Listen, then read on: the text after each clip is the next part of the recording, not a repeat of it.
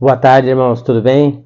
Um forte abraço, que Deus abençoe de sempre, que vocês estejam bem e preparados para o estudo agora.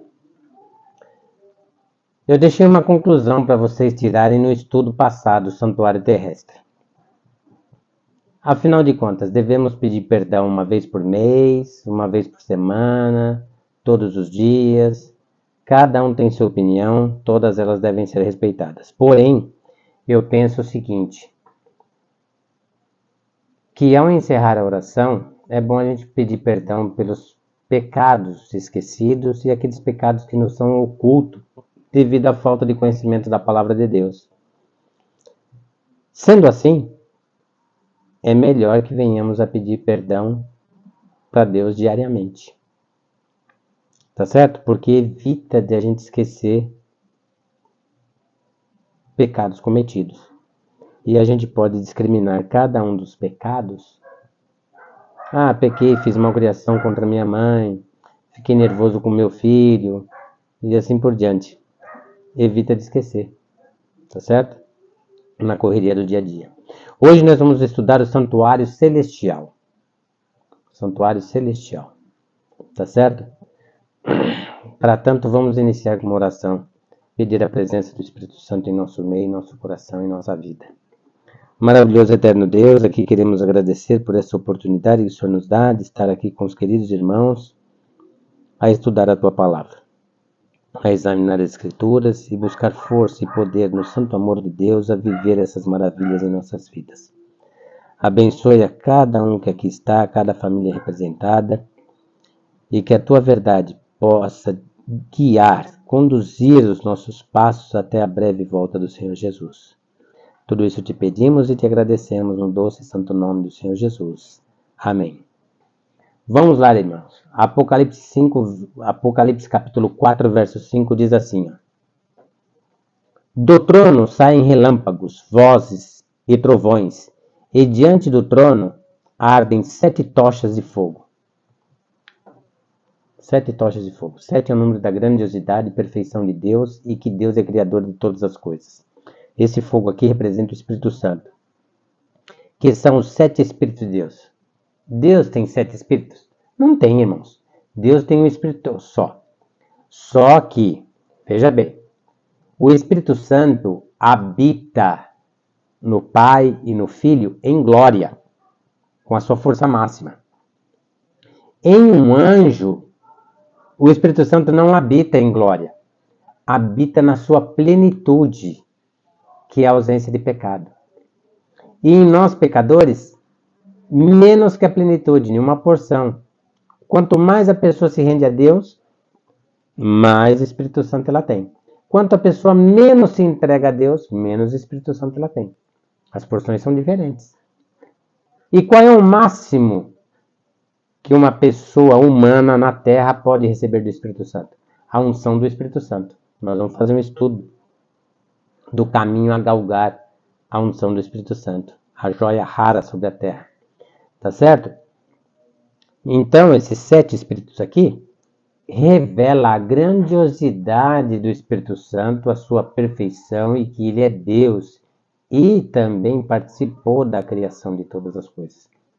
Porque o Senhor Jesus falava, saía o Espírito Santo de sua boca e criava as coisas, criava os animais, criava tudo aquilo que houve na criação, lá em Gênesis capítulo 1. Tá ok? Então, aonde que estava acontecendo isso aí? Diz aqui que tem trono. Não é? Se tem trono, é no santuário celestial. Capítulo 8, verso 3. Vamos lá. Capítulo 8, no verso 3. Diz assim. Veio outro anjo e ficou de pé, junto ao altar, com um incensário de ouro, e foi-lhe dado muito incenso para oferecê-lo com as orações de todos os santos, sobre o altar de ouro que se acha diante do trono. Olha lá, de novo, diante do trono. Fala em altar aqui, né? Olha lá. Incensário de ouro, para o incenso se misturar junto com a oração dos santos, e tudo isso acender em cheiro suave a Deus, né? Diante do trono, santuário celestial. Apocalipse 11:19. Vamos lá? Apocalipse 11:19. Diz assim: abriu-se então o santuário de Deus. Aqui fica mais claro ainda, né? Já começou falando em santuário. Apocalipse 11, verso 19. Abriu-se então o santuário de Deus que se acha no céu. Santuário que se acha no céu, santuário celestial, ué. E foi vista a arca da aliança no seu santuário. E sobrevieram relâmpagos, vozes, trovões, terremoto e grande saraivada. Saraivada são chuvas e pedras, né? Tá ok? Tremendo, né? Essa manifestação aqui no santuário celestial. E Apocalipse 15, verso 5. Vamos lá. Apocalipse 15, verso 5. Depois dessas coisas olhei, e abriu-se no céu o santuário do tabernáculo do testemunho. Santuário celestial. Tá certo? Santuário celestial. Então nós vemos ali lâmpada, altar, testemunho. Quando fala em testemunho, são as duas pedras dos 10 mandamentos, tá? Por que foi escrito em tábuas de pedra? Porque a pedra não é a eternidade. A pedra não é a eternidade, mas simboliza eternidade. Lâmpada, altar, né? Como funciona o santuário do céu? Hebreus 8. Hebreus 8. Hebreus 8, tá aqui. Hebreus 8, 2 e 5. Como ministro do santuário do verdadeiro tabernáculo,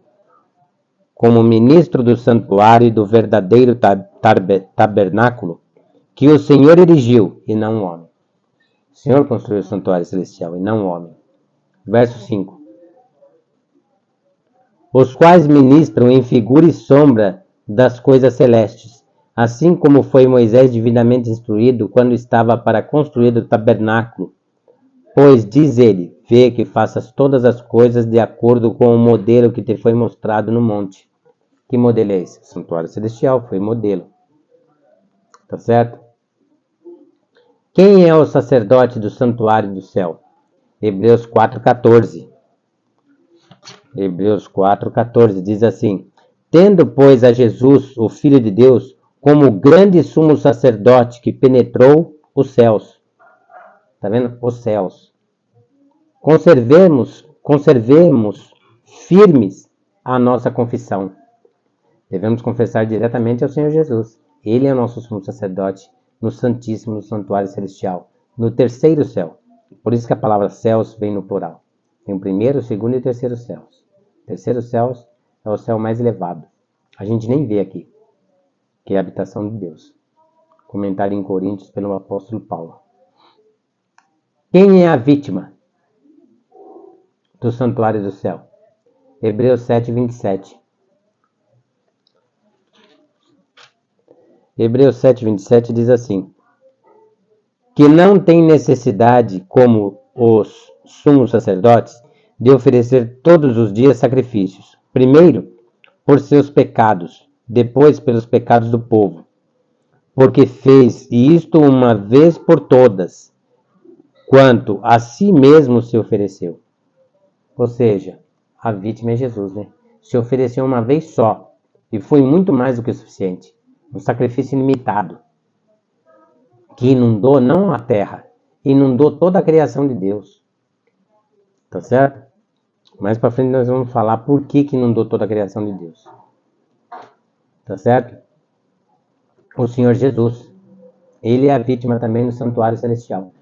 A intercessão que ele faz por todos nós no Santíssimo é mediante o sangue dele. Tá certo? É representado em Apocalipse sobre um cálice. Onde entrou Jesus após a morte? Hebreus 8, verso 1 e 2. Ora, o essencial das coisas que temos dito é que possuímos tal sumo sacerdote que se assentou à destra do trono da majestade nos céus. Se assentou no santuário celestial à destra do trono da majestade, do seu Pai, nos céus, como ministro do santuário do verdadeiro tabernáculo que o Senhor erigiu, não o homem. O Senhor Jesus entrou no santuário. Para que entrou Jesus no santuário celestial? Hebreus 9, 24. Para quê? Olha lá. Porque Cristo não entrou em santuário feito por mãos, figura do verdadeiro. Ou seja, o santuário celestial foi figura, o santuário terrestre foi figura, uma pequena amostragem do santuário verdadeiro, que é o santuário celestial. Porque Cristo não entrou em santuário feito por mãos, figura do verdadeiro, porém, no mesmo céu, para comparecer agora por nós diante de Deus. Então nós confessamos nossos pecados e o Senhor Jesus pede o nosso perdão diante do Pai. Tá? Agora, 7:25. Hebreus 7:25 diz assim, ó. Por isso, também pode salvar totalmente os que por ele se chegam a Deus, vivendo sempre para interceder por eles. Jesus pode salvar perfeitamente todos aqueles que se achegam a ele, porque ele vive para interceder por essa humanidade. É só aceitar o perdão divino e se achegar a ele. Tá certo? Se achegar a ele. Que ele vive para interceder por nós. Filipenses 4:7, né?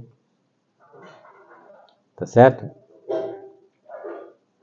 Ele quer nos conceder paz. A paz que excede todo entendimento e tem guardado nosso coração e nossa mente em Cristo Jesus. É o que está escrito lá em Filipenses 4:7. Que duas coisas faz Jesus quando confessamos os nossos pecados? Tremendo esse verso.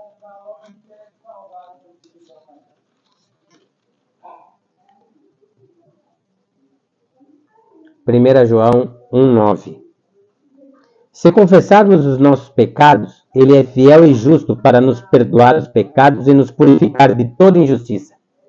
Então, quando confessamos os nossos pecados, ele perdoa os nossos pecados e nos purifica, limpa nosso coração de toda injustiça. Essa é a força que precisamos para não pecar novamente nesse pecado que ali estamos confessando. Abandonar esse pecado. Esse é o verdadeiro arrependimento dado pelo Espírito Santo. Tá certo? Nota, Jesus toma sobre si o nosso pecado. Jesus toma sobre si o nosso passado pecador e atribui a nós o seu passado imaculado, sem mancha, sem pecado. Tremendo, né? Então, onde está isso? Isso está lá em Isaías. Isso está lá em Isaías 53, verso 4, 6 e o 12 fala sobre isso. 4, olha lá. Certamente ele tomou sobre si as nossas enfermidades, e as nossas dores levou sobre si, e nós o reputávamos por aflito, ferido de Deus e oprimido. Verso 6. Todos nós andávamos desgarrados como ovelhas, cada um se desviava pelo caminho, mas o Senhor fez cair sobre ele a iniquidade de todos nós. E o 12. Por isso, eu lhe darei muitos como a sua parte, ou seja, os salvos, muitos salvos. E com os poderosos repartirá ele o despojo, porquanto derramou a sua alma na morte, foi contado com os transgressores, contudo levou sobre si o pecado de muitos, e pelos transgressores intercedeu. Foi contado, né, com os transgressores. Por quê? Porque Jesus ficou no meio. Um ladrão à direita, outro ladrão à esquerda. À esquerda nós tínhamos Cestas. E à direita dele nós tínhamos Dimas. E no centro só podia ficar o pior pecador, o pior criminoso. Quem estava no centro? O Senhor Jesus. Por isso que ele foi contado com os transgressores. Cestas disse a ele. Nós vamos estudar isso aí. Se tu és o Messias, desce da cruz, salva-te a ti mesmo e a nós também. Esse que estava à esquerda. O que estava à direita, Dimas, logo em seguida repreendeu. Nem agora temes a Deus? Nós estamos aqui porque nossos feitos merecem, mas este nenhum mal fez.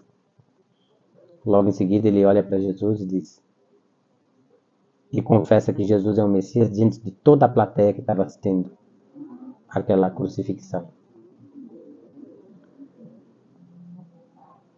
Senhor, lembra-te de mim quando entrares no teu reino, ou seja, o reino do Messias. Jesus olha no fundo dos olhos dele e diz: ainda hoje eu te digo, ou seja, estou dizendo hoje, ainda hoje eu te digo, estarás comigo no paraíso. Estarás, futuro, ressurreição do último dia. Estarás comigo no paraíso, que é o reino prometido de Deus. Paraíso porque não tem pecado. Tá certo? Então Jesus é a nossa justificação dos pecados. O que mais faz Jesus? João 1,12. João 1,12. Olha só. Tá aqui, ó. João 1, verso 12. Mas a todos quantos o receberam, olha só, mas a todos quantos o receberam, deu-lhes o poder de serem feitos filhos de Deus, a saber, os que creem no seu nome. Então, se você crê no nome do Senhor Jesus, busca viver com Ele todos os dias, confessa os seus pecados, procura comunhão lendo a palavra de Deus, a própria Bíblia ensina a ler a Bíblia, oração, leitura meditativa e encerra em oração. Né? Você recebe poder de Deus a ser chamado filho de Deus. Lá em Efésios explica que é filho por adoção, mediante o sangue do Senhor Jesus. Logo, logo, na volta do Senhor Jesus, no reino prometido, seremos filhos genuínos de Deus, porque não existirá mais o pecado, aquilo que nos separa de Deus. Lembra Isaías 59, verso 2? Mas as vossas iniquidades fazem um abismo entre vós e o vosso Deus, para que vos não ouça. Lembra? Tá certo? Romanos 6, verso 14 e 18. Romanos 6, versos 14 e 18, diz assim: porque o pecado não, olha só, porque o pecado não terá domínio sobre vós, pois não estáis debaixo da lei, e sim da graça. Olha, que maravilha. Verso 18. E uma vez libertados do pecado, fostes feitos servos da justiça. Que maravilha, gente. Que maravilha.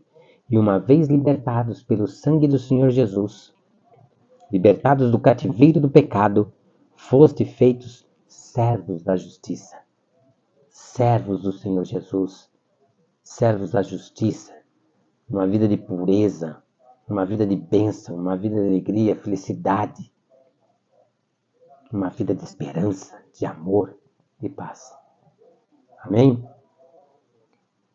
O apelo do estudo de hoje, então, é confessarmos os nossos pecados ao Senhor Jesus e, assim, ter no sangue do Senhor Jesus o perdão, a purificação para continuar essa jornada de preparação até a breve volta dele. Tá certo?